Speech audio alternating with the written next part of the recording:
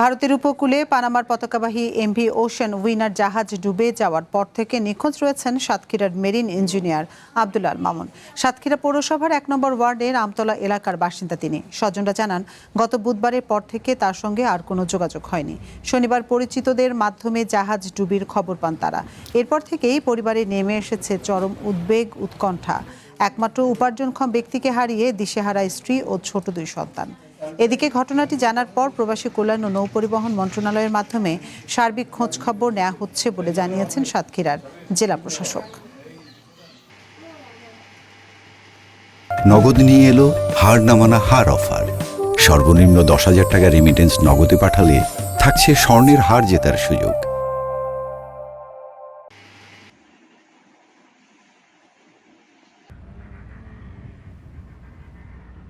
ছয় মাসের কন্ট্রাক্টে গেছিল পানামার ফ্ল্যাগবাহী একটা জাহাজে, কার্গো ভেসেল। 4 মাস প্লাস সি টাইম শেষ হয়েছে।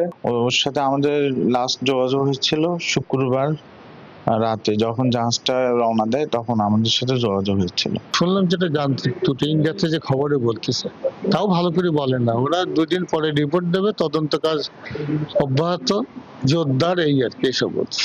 সরকারের প্রতি অনুরোধ, আমাদের ভাইকে জীবিত অবস্থায় এবং অন্যান্য যারা ক্রু আছে সবাইকে জীবিত অবস্থায় উদ্ধার করা হোক।